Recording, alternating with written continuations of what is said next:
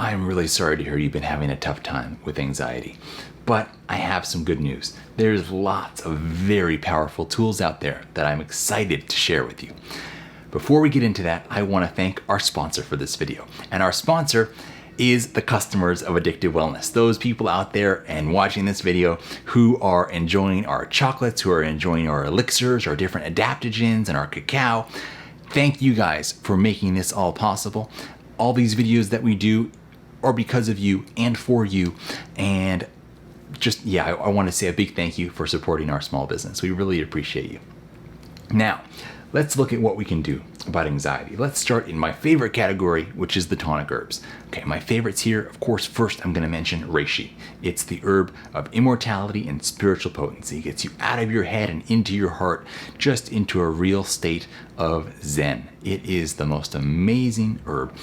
But if you're having reishi that's, a U.S. grown, lab grown reishi that's grown on a grain medium, it's not going to produce these compounds. You're not going to get those ganoderic acids, and these are only produced when it's grown on wood and only extracted into alcohol. So when we make our reishi, it's wood grown on Dwan wood in a wild crafted environment. It's so perfect the way that it's done. It gets me really excited.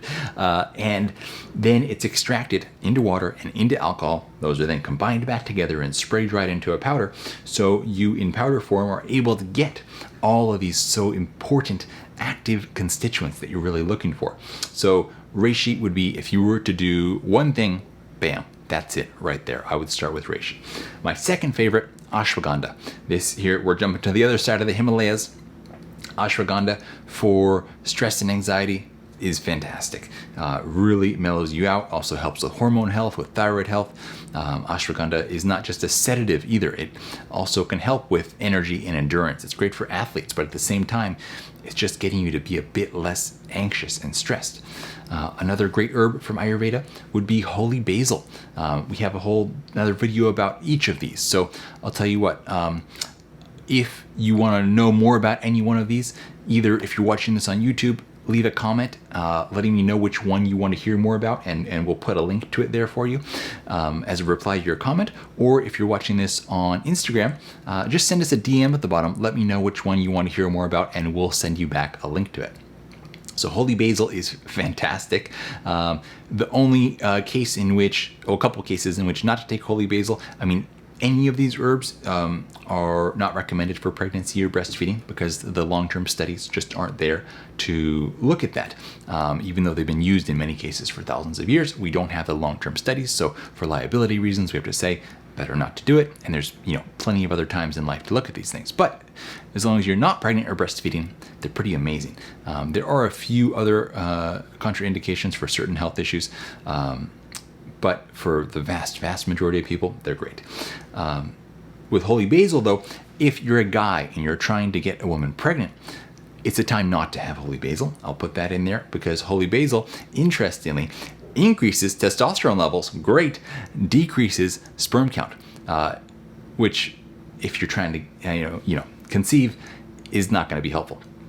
Then the fourth herb I want to talk about is Schizandra. Schizandra is known as the quintessential Chinese tonic herb. It nourishes all three treasures, and it is a Jing locking herb, meaning when you are leaking your Jing, that's when you're stressing too much. It's when you're just spinning around and around and around on the same thing and just burning through your energy without actually going anywhere. You're leaking this energy out, and it's not doing any good for you.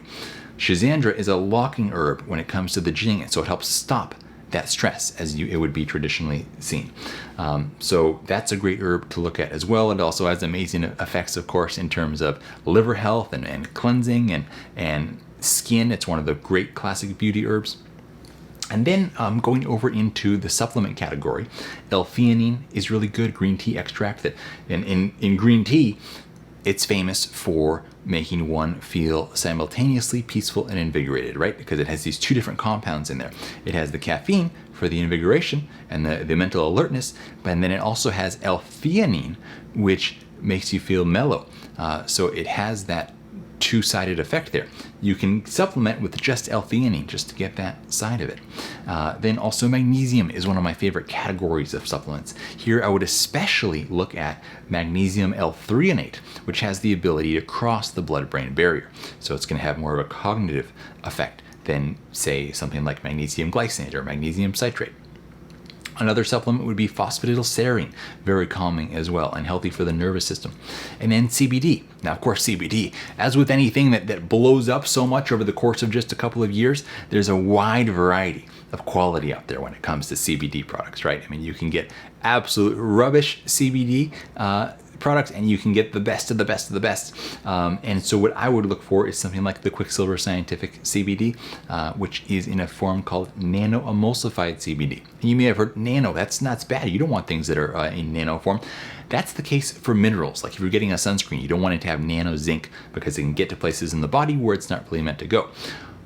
With an oil like CBD, being nano-emulsified is actually really good. It allows it to be more quickly assimilated into your system, reach higher levels in your system. So it's going to act faster and have a greater total amount of action in your body. Then going outside of the supplement category a little bit into lifestyle stuff, if you've got some funds for this, or if you can save up for a little while to be able to do something somewhere between 10 and 40 neurofeedback sessions with a qualified practitioner. This is a powerful system. You may have seen Ana Blanca going in and doing it recently in our Instagram stories, where you sit down, you have these electrodes hooked up to your head at very specific points, and the computer system is measuring your brainwave activity.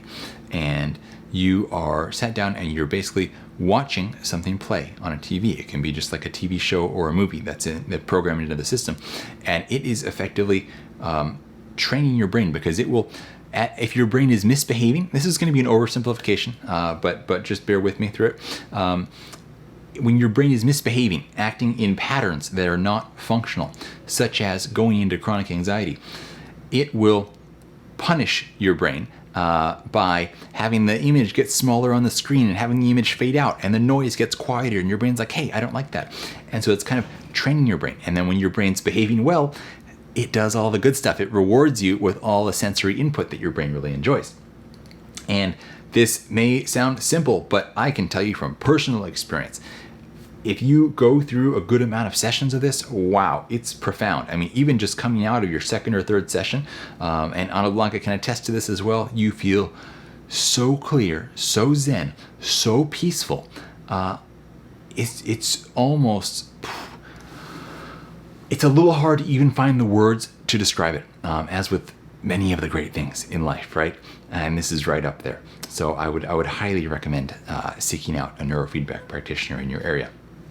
You can go to EEG Info online, and there you can find what practitioners might be in your area that you can check out. Then, of course, meditation is a huge one. There are a lot of apps out there these days to try to make that a lot easier for you. It doesn't come naturally to a lot of people, especially in the West. But if you can commit, say, to doing 15 minutes a day for 1 week, just commit to that. Then maybe you can stretch that out to a little bit longer, and maybe a little bit longer. And you just pay attention to how you feel, or maybe you do it twice a day. The total amount of time it takes up in your day is not huge. You just got to get in there and do the work. And along with that, I would consider pranayama. This is our breath work. Something as easy as the Wim Hof method, which you can download an app to walk you through it for free. And this, you do 10, 15 minutes of this breath work. You feel elated afterwards. The stress melts away. You feel so chill. You feel all these rushing positive feelings. It's so powerful and helps you to tap and learn how to control your nervous system. I would highly encourage you to check that out. For stress and anxiety, also one of my favorite tools, infrared sauna. That has been hugely helpful for me. That is something that I do regularly to modulate my overall stress response throughout the day. Then optimizing your sleep. Of course, anybody who's ever had a bad night's sleep knows that the next day you're more anxious, you're more stressed, you're more reactive to everything going on around you. So we have very long in-depth videos on our YouTube channel, which we'll put a link to, about how to optimize your sleep. I would really try to make sure you're getting between 7 and 9 hours of sleep a night. Great if you can have a sleep tracker, something like a Whoop strap or an Oura ring, and make sure that you're getting somewhere between an hour and a half to 2 hours each night of REM sleep and an hour and a half to 2 hours each night of deep sleep, because maybe your sleep is actually a mess and you don't realize. I don't know, maybe you're taking sleeping medication to be able to sleep. Maybe you drink wine at night to be able to sleep through the night, or just to be able to fall asleep.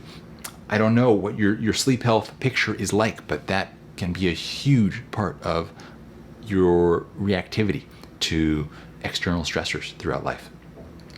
Then there are other tools that are, how to say this? They are becoming more and more available. Some still on the other side of the legal line, something that in the psychedelic arena. So on the legal line of things already now would be something like ketamine, of course, in a clinical medical setting that people are reporting spectacular results from, with trauma, with anxiety, all kinds of issues. Of course, on the other side of the legal line would be something like MDMA or psilocybin-assisted psychotherapy. There are places where this is now opening up a little bit in terms of like Oakland and Denver and places like this, but on a federal level, still very much gonna get you in big trouble. So I'm not recommending doing that. I would just say I am recommending that you read Michael Pollan's book about psychedelics, just to have that information and be aware of beautiful things that nature makes. I'm not advising you to take any action beyond that, but just read a really interesting book.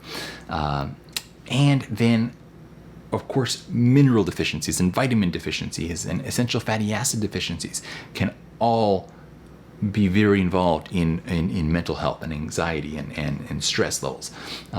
So here we're looking at things like B12, folate, zinc, copper, long chain omega-3s, EPA and DHA, which most people definitely don't get enough of, especially vegans and vegetarians. I don't know if you fall into that camp or not.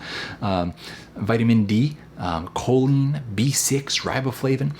Now, like vitamin D, I would highly suggest getting out in the sun. I would highly suggest taking a D3K2 supplement on a daily basis at a good dose. B12, great thing to take is methylcobalamin. Maybe you want to take a good B complex supplement. But overall, a lot of these can be covered really well as the kind of like your insurance policy in the category of shellfish and organ meats. So I don't know if that's something you're open to or not. I don't know where you stand dietarily, but I just put that out there as something that can be really helpful, and you decide whether to go for it or not.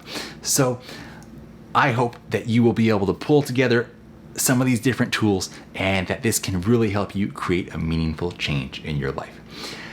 If you guys have enjoyed this video, if there's been anything new or interesting in here for you, leave me a comment in the section below. I would love to know what you found new or interesting, or if there's any of this that you've done that has been effective for you.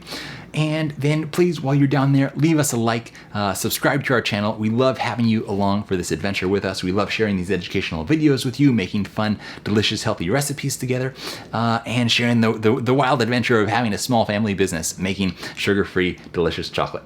So thank you guys again. Hope you have a wonderful day, and look forward to seeing you again next time.